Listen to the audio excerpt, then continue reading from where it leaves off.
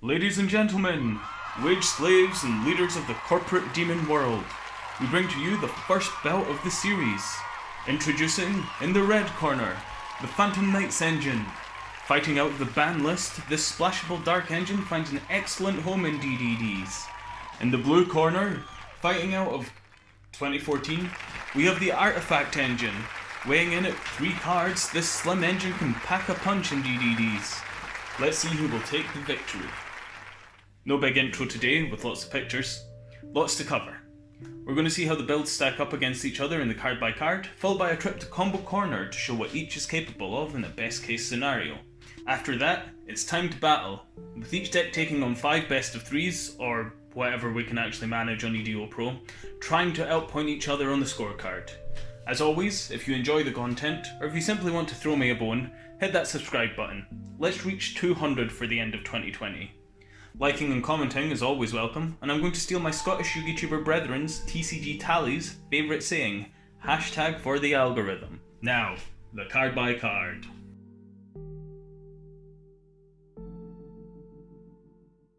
Let's have a look at our base build first. What I feel through my research that we need to be running to make the DD part of the deck consistent and enable our main combo in every variation of the deck. There are a few interchangeable slots here, but we'll go over those when they come up. We're obviously running 3 of our most important monsters, so 3 Lamia, 3 Necro Slime, 3 Kepler, and 3 Swirl Slime. We're then running 2 of each of our combo pieces, purely as we're running Desires, and we don't want to banish a key combo piece and then be very sad. 2 Apocalypse, 2 Ragnarok, and 2 Ghost. For our contracts, we have the standard package of 1 Swamp and 3 Gate. Draw power is coming from 3 Allure, 2 Desires, and the 1 Upstart, meaning we have 6 cards to try and help us dig into our combo pieces. Finally, we have the 1 Called By. Big sad, the limiting really did hurt this deck, and the 1 for 1, just letting us get to our level 1s easier. Our base extra deck contains 2 Small Genghis, 1 Big Genghis, 1 Formula Synchron, 1 Siegfried, 1 Crystal Wing, 1 Gust King, 1 Satellite Warrior, 1 Savage, 1 Gilgamesh, 1 Cross Sheep, and 1 Noodle. Obviously, he's just too good. Side deck is a very quickly put together mismatch, and to be honest I have no idea what I'm doing with it, but you know, I've been busy trying to learn the deck. Hopefully for the next episode I might have actually had time to study side decking a bit more and it'll be better, but at the moment we are running 1 Harpy's Feather Duster because why wouldn't you, 1 Mind Control because 3 Cosmic Cyclone because fuck Mystic Mine, 3 Dark Ruler No More to help break boards going second, the fuck Dragoon package of 3 Super Poly and Dragostapelia, and finally, the fuck Dragonlink package of 3 Drone and Lockbird. I'll be keeping the side deck the same for each deck so that it's a fair representation of the variant being played and not just me getting better at side deck decks. So, with our base build we have 10 spaces in the main deck and 3 in the extra deck, with a few extra flex spots available if need be. In our artifact build we do remove the 1 Called By, and the 11 free spots are taken up with combo enablers and disruption. We've added in 2 Savant Thomas and 2 Orthros. Although we only need 1 of each for the combo, Pot of Desires is a thing. We're also running 1 Artifact Scythe and 1 Moraltac. It is kind of risky running these at 1 with Desires, but I think we just need to try it out as they have no use outside the combo. We're then running 3 Infinite Impermanence, because it's a good card, 2 Triple Tactic Talents, because it's a good card, and the 1 Destruction Sword, giving us access to the Buster Lock alongside the Artifact block, depending on our hand and how our opponent can interact with us. In the extra deck, we've added Artifact Dagda, as that's who we will use to set our artifacts from deck, Kali Yuga to blow them up on our opponent's turn, and since we had the space, Union Carrier just getting us access to that Buster Lock. In the Phantom Knight variant, there is a few extra changes. We've cut the Desires, and since that means we can more reliably run 1-ofs, we've cut Apocalypse and Ragnarok down to 1, especially as they aren't used for the PK combo. We've kept Ghost at 2, as he's a good card. Now with 14 extra slots, but less draw power, we're trying to bump our consistency up with the 3 Where Arth Thou. We then have our Phantom Knight engine of 1 Cloak, 1 Boots, 1 Shade Brigandine, and 2 Fogblades. Running 2 Fogblade as it doesn't feel bad to draw it, and also, you know, ending on 2 Fogblades if we want rather than going through the extra PK plays just isn't a bad thing. Following up, we have what seems to be our standard support package of 3 Imperm, 2 Triple Tactics, and 1 Buster Boy. These are just really good cards that fill up space. Always nice to have at least a little interaction if we lose the rock, paper, scissors. In the extra deck, we have the main man himself, Rusty Bardiche, Barricadeborg Blocker to make it even easier to bring out Rusty, and the Union Carrier as a reliable backup to go into the Buster Lock. Let's head over to Combo Corner and see what's kicking there. Jesus Christ, I hate myself. Hello and welcome to Combo Corner, the area where hand traps aren't allowed, and if you play them you make me sad. First up, we have our standard combo. Both of the variations this week, plus I'd imagine all in the future, unless there is some huge deviance from our base build, will be capable of pulling off this combo. We need to start with Kepler and any two of Lamia, Necroslime or Swirl Slime. First, as you will see, is our standard normal summon. We will normal summon Kepler, searching out Gate. Gate will then search out whatever piece we're missing from the three, in this case, Swirl Slime. We then activate Swirl Slime's effect, pitching it and the Necroslime to special summon Genghis. Banish the Swirl Slime with special summon Lamia from hand, activating Genghis' effect to special summon Necroslime from the grave. We then use Lamia and Genghis to go into Gust King, and Gust King plus Necroslime to link into Cross Sheep. Using Necroslime's effect in the grave, we banish both Necroslime and Genghis to special summon Big Genghis to a zone that Cross Sheep points to. Cross Sheep will then revive Lamia, activating Big Genghis' effect, letting us bring back Gust King. We link off Lamia and Big Genghis to go into everybody's favourite thing that gets tuners banned, Noodle. Noodle will search out Ghost from deck, letting us reborn Lamia once more thanks to Gust King's effect. We then use Lamia and Gust King to synchro out a Crystal Wing Synchro Dragon, and link off Kepler and Ghost to go into Big Daddy Gilgamesh. We then resummon Kepler as I'm an idiot and keep forgetting pendulum monsters go face up to the extra deck. I'm a very skillful and knowledgeable pendulum player, as you can see. We can activate Ghost's effect when being sent to graveyard to chain block the Gilgamesh. I just forget as I'm a fucking scrub. Gilgamesh will fetch Apocalypse and Ragnarok. Isn't Ragnarok just the Apocalypse anyway? Putting them into our pendulum zones. We banish Ghost and Big Genghis from the grave to special summon Apocalypse, and then use Ghost's effect when being banished to bring Small Genghis back to the grave. We send Gilgamesh to grave via Lamia's effect to special summon herself, activating Ragnarok's effect to special summon Small Genghis from the grave, importantly to a zone that Cross Sheep points to, taking 1000 damage for the pleasure. Tuning Lamia with Apocalypse, we go into Siegfried, no Roy in sight, and pass the turn. Lamia should be banished here, but like I said, I'm a scrub. Ending on one monster negate in Crystal Wing and one spell or trap negate in Siegfried may not seem like an optimal board, but it's on our opponent's turn where this combo really shines. After, hopefully, using up our two negates, we'll tag out Noodle for Formula Synchron, importantly not to a zone that Cross Sheep points to. We'll draw a card off Formula, as long as it was Chain Link 1, and go into Satellite Warrior using Formula and Siegfried. This time to a zone Cross Sheep does point to. After blowing up 3 things with Satellite Dan, the Pop Pop Man, we reborn the Formula off of Cross Sheep's effect.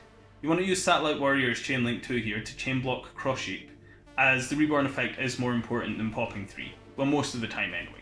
Since the Synchro effect of Formula isn't once per turn, we get to use the shiny revived Rever to tune with Small Genghis and go into Borrowload Savage, equipping Gilgamesh and giving us an extra Omni negate. I love doing things on my opponent's turn, so I really do love this combo. And since we can achieve it with, at minimum, 10 free slots in the deck, it really does open up a lot of space for trying out different techs. So let's talk about our first variant of the week, the Artifact Lock. This is probably not the best option, but it's cute, and I wanted to see how it worked out. For the Artifact combo, we only need 2 cards to start, Kepler and either Swirl Slime or Lamia. We normal summon Kepler, searching Gate, and then using that Gate to search for whatever piece is missing. Here, it's Swirl Slime. Using Swirl Slime's effect, we pitch it and Lamia to special summon Genghis. Seem familiar? We then pop the Gate to special summon Lamia through our own effect, activating Genghis' effect to special summon Swirl Slime from grave. We link off Kepler and Swirl to go into Artifact Dagda, this time remembering that Kepler goes to the extra deck. Following this up, we link off Lamia, who gets banished, and Genghis, who doesn't, to bring out Gilgamesh. We chain Dagda to Gilgamesh's effect, setting Scythe from deck, and Gilgamesh fetches Orthros the Greek Doggo and Savant Thomas. Adding Kepler back to our hand through Thomas's effect, we then pop our Gilgamesh and Thomas using Orthros. Activate Kepler in Thomas's vacant spot, we can Pendulum summon, weird to do in a Pendulum deck, I know, Savant Thomas. Thomas's effect lets us pop the Kepler in our scales to special summon Ragnarok from deck. We overlay these 2 fun guys for Kali Yuga and pass turn. Oh yes, another combo that uses our opponent's turn. Activating Kali Yuga's effect, we chain Dagda, setting Moral Attack. Kali Yuga will then destroy all spell and trap cards on the field, allowing us to special summon Scythe and Moral Attack, locking the opponent out of the extra deck and destroying one of their cards in the process. Like I said, is cute. The Phantom Knight combo, I'm not 100% sure on yet, but this is what I've worked out so far. It starts the same as their standard combo, needing Kepler plus any two of Lamia, Swirl Slime or Necro Slime. Normal summon Kepler, search and Gate. I feel like I've seen this before. Gate adds what's missing, so here it's Necro Slime. Swirl and Necro into small Genghis, banish Swirl, special summon Lamia, Genghis revives Necro. So far, so exactly the same. We link off Kepler and Necro into, wait, what? Barricade board blocker? Spicy. Lamia and Genghis go into Gust King as expected. Then banish Necro and Genghis to go into Big Genghis. How original. Gust revives Lamia and we use them to go into Siegfried. Big Genghis revives Gust and we link Blocker and Siegfried into Rusty. Pop the Gate to special summon Lamia and use Lamia plus Gust to go into Savage, equipping the Blocker. Activate Rusty to send Cloak and search out Brigandine. Then banish Cloak to search Boots. Set and then activate Brigandine, since we have no traps in Grave. And then we're going to special summon Boots from hand via his own effect. Link Brigandine and Boots into Union Carrier, oh yeah, and banish Boots to search out Fogblade. Union Carrier will equip everyone's favourite domain lock to Savage, and we set Fogblade, meaning we end on a board of an Omni Negate, a Monster Negate from Fogblade, and blocking our opponent out of the extra deck. Feels pretty good. Now the question is whether any of these combos will actually make it all the way to the end. They are disruptible. I feel like we have enough ways to play through disruption, depending on the hand of course, and sometimes we will just brick. But let's find out how each build does, and we'll move in to the matches. We're going to start with the Phantom Knights, because I've been talking about Artifact first this whole episode. Match 1 we're up against Prank Kids, and game 1 we are going second. They open with 2 place and a Terraforming, which I'd imagine is not the ideal hand. I'm going to be honest here, no idea what Prank Kids do. I'll read them at some point, but not today. They end on a board of Bow Wow, Dropsies, a set place and a set back row. Feeling pretty confident as we get Allure off the top, we're going to activate the Allure, drawing into full combo. Truly a beautiful sight. Start with Kepler as his effect is irrelevant due to us having a copy of each contract in hand anyway, and from here it's just a simple case of going through the steps, getting to Gust King and... That's okay, we can push through this. Summon Big Genghis off Necro, summon Lamia sending Gate, reborn Gust with Big Genghis, use the Nib token and Big Geng into blocker, whereafter for a second Lamia to hand, Swamp King using both Lamias to go into small Genghis, Gust King revives Lamia, Lamia and blocker into Noodle, and our opponent scoops so hard they lose their internet connection. Best of 3s are difficult to get on EDO Pro. Match 2 and we are against GEMINI Fire Warrior. Game 1 we're going first and oh, what a brick. We set Ghost, forget to set our Imperm and hand it to our opponent. They open with a Reasoning. Suddenly I'm feeling a lot less worried about bricking so hard. They get Roland off Reasoning and Rota for Evocator Evic? What the fuck is this? They get over our Ghost with a Sublimation Knight equipped with a Gemini Soldier and pass it back. Drawing Gate and with double per Arthdal, we get going, ending up with everything we need to go off, and so off we go, getting to Gust King when... everybody's favourite Rock Boy. Once again we can extend through it, getting to Savage with Blocker equipped, swinging over Nibiru and even getting in with a boosted Cross Sheep. Remembering to set the Imperm, we say go, after Outchase from Arthdal and negating Roland's Grave effect of course. They don't have an answer to Savage, and our follow-up turn sees us getting well beyond lethal. Game 2 against GEMINI Fire Warrior. They let us go first. Thanks, I guess. Solid enough opening hand as long as Kepler and Gate go through, which they do. With Ghost instead of Lamia, we go into Noodle, getting Lamia from deck. From there it's a very similar line of play to our standard combo, getting to Crystal Wing before our opponent all F4s. GG. Match 3 and we're against EVILSWARM. Game 1 we're going second. They set 4, Allure of Darkness and pass. Great. We don't have the best hand, but Swirl and Gate can go a long way. Searching Necro, we go into Genghis, normal summon Boots and link into Cross Sheep. Necro brings out Big Genghis, reviving Swirl Slime with Sheep. Boots fetches Brigandine and we link up into Rusty, which eats a Judgment. Faces the place for Big Geng, and we end with setting Imperm and Fogblade. They can't find an out and scoop. Game 2, going second. 2 back row and a Heliotrope. Destroy your outs.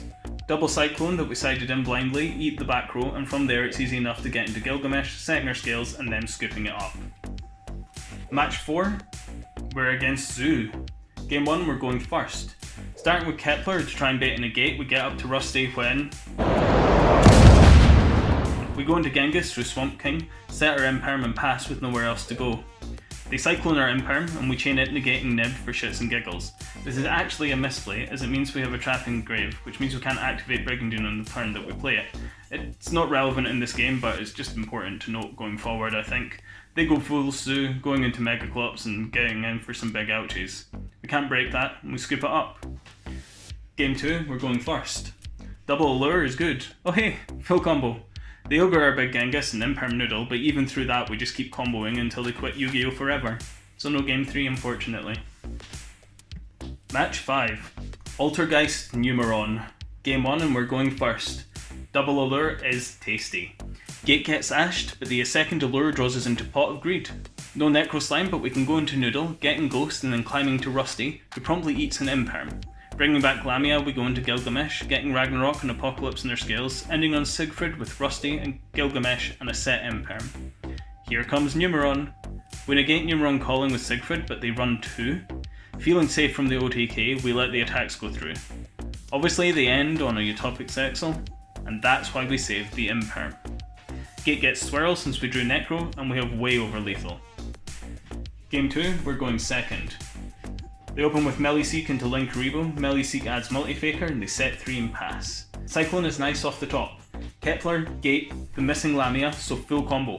Summon limit meets Cyclone, a second summon limit. Fuck. Can't get around it, and we scoop.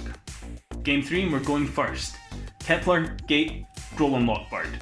Fuck man, Triple Tactics sends Multifaker back, and we go into Gilgamesh to get Apocalypse and Copernicus to our scales.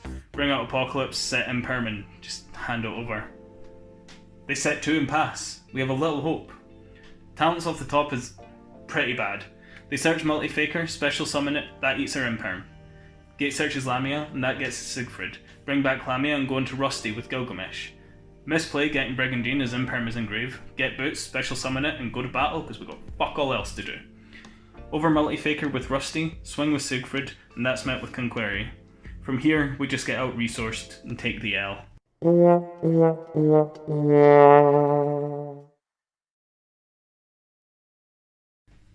Moving on to our artifact build. Match 1, and we're against Dragoon Stall? I don't know what else to call this. They start with Swords of Revealing Light. What year is this? And set 2.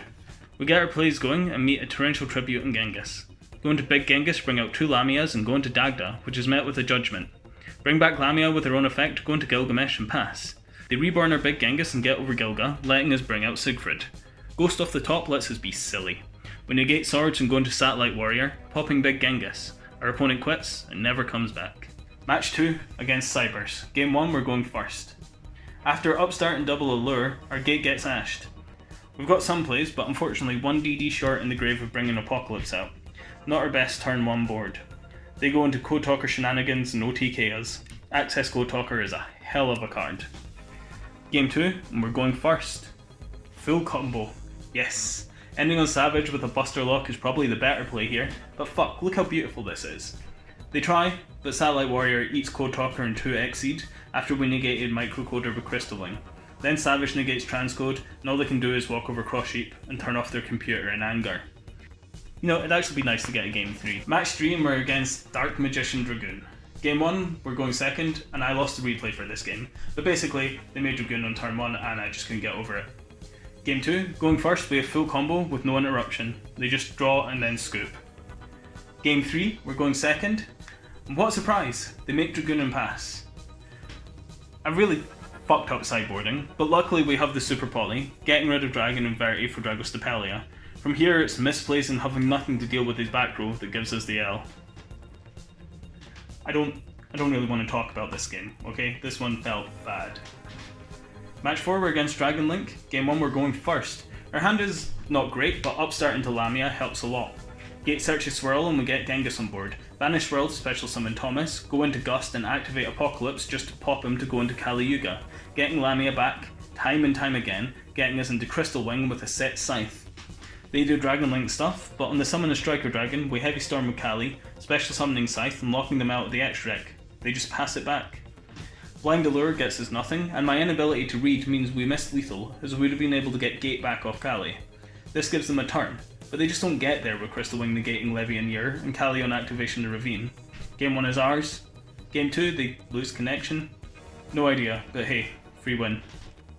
Match 5, and we are against Red Dragon Resonator. Game 1 we're going first, and we get to full combo off of gate and 1-for-1, with a bonus imperm to boot. They try to play through, but can't, and we OTK them on an empty board. Game 2, we're going second. We open with no interruption, and now it's their turn to go off. We find no way to get over Red Supernova Dragon and scoop it up. Game 3, going first. We get to Kepler through 1-for-1, gate gets Swirl, and although we don't have Lamia, we go through Cross Sheep to Noodle via Ghost. Not the cleanest line of play, as I didn't realise I'd have nothing engraved for Sheep to revive. We go into Gust King, revive Lamia with her own effect, and bring back Ghost thanks to Gust. From here we can end on a board of Savage with the Buster Lock. They get over Carrier, and we tag out Noodle for Formula just to get the draw. While we can't kill them this turn, they can't deal with Savage, and we take the win.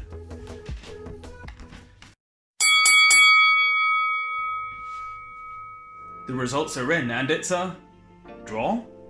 With each deck taking 4 match wins and 7 game wins within those matches, let's discuss.